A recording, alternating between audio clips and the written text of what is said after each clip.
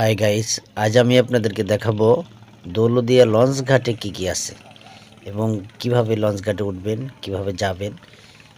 ঢাকার উদ্দেশ্যে যারা যাবেন, যারা এটা পারাপার হবেন, তারা কিভাবে পারাপার হবেন, এটাই মূলত দেখাবো।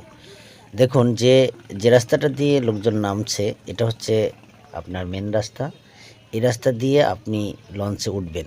যারা ফরিদপুর, রাজবাড়ী এবং খুলনা, যশোর দক্ষিণাঞ্চল থেকে যাবে ঢাকার উদ্দেশ্যে, তারা এই রাস্তা দিয়ে যাবে। এবং সাইডে হাতের বাম পাশে যে রাস্তাটা দেখতে পাচ্ছেন, ওই রাস্তা দিয়ে লোকজন মূলত ঢাকা থেকে যে যাত্রীগুলো আসছে, যাত্রীগুলাই ওই পাশ দিয়ে উঠতেছে আর কি। তারা বিভিন্ন ডিস্ট্রিক্টে যাবে, যেমন খুলনা, বাগেরহাট, বরিশাল, তারপরে ঝিনেদা, মাগুরা, কুষ্টিয়া, আলমডাঙ্গা, মেহেরপুর, এদিকে যাবে আর কি।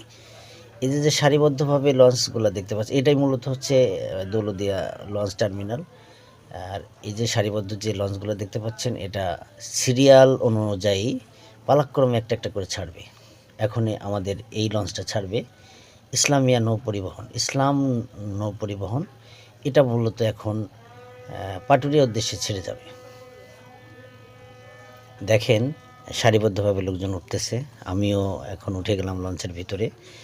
দেখাবো লঞ্চে কি আছে। লঞ্চে মূলত আপনি বসে যেতে পারবেন, দাঁড়িয়েও যেতে পারবেন ভ্রমণ করার উদ্দেশ্যে। ভ্রমণ আরও যে লোকজন দেখেন সিরিয়ালভাবে উঠতেই আছে। এখন এই লঞ্চটাই সিরিয়াল। এরা মূলত হচ্ছে আপনার দক্ষিণ অঞ্চলে বিভিন্ন জেলা থেকে আসছে। এরা এখান থেকে যাবে হচ্ছে ঢাকাতে, অর্থাৎ দৌলতদিয়া লঞ্চঘাট থেকে এগুলা ছেড়ে এটা যাবে পাটুরিয়া। পাটুরিয়া থেকে ঢাকার বিভিন্ন স্থানে এই যাত্রীগুলো যাবে। বসার ব্যবস্থা আছে, দেখেন যাত্রীগুলো বসে আছে। খুব সুন্দর এবং মনোরম পরিবেশ। যারা আসবে